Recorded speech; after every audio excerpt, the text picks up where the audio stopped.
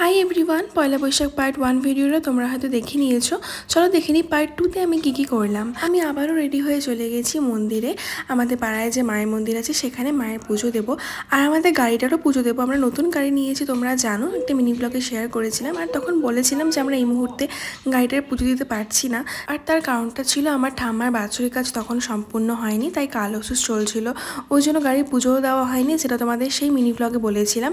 আর last ব্লগে তোমাদেরকে বলেছি ঠাম্মার বাৎসরিক কাজ সম্পূর্ণ হয়েছে পয়লা বৈশাখের ঠিক 2 দিন আগে, তাই আজকে আমাদের গাড়িটা পুজো দেওয়া হলো। তো পুজো দিয়ে এখানে প্রসাদ খেয়ে উপোস ভেঙে নিয়েছি, তারপরে লাঞ্চ করে রেস্ট নিয়েছিলাম। তারপর বিকেলবেলা আবার রেডি হয়ে বেরিয়ে পড়ি হালখাতা করতে। আর দেখো এখানে কত সুন্দর করে রাস্তাগুলো সাজিয়েছে। আর এখানে প্রথমে চলে যাই মায়ের মন্দিরে, আমাদের জলপাইগুড়িতে যোগমায়া কালী মন্দিরে। মাকে দর্শন করে তারপরে লোকনাথ বাবাকে দর্শন করে সেখান থেকে বেরিয়ে আসি।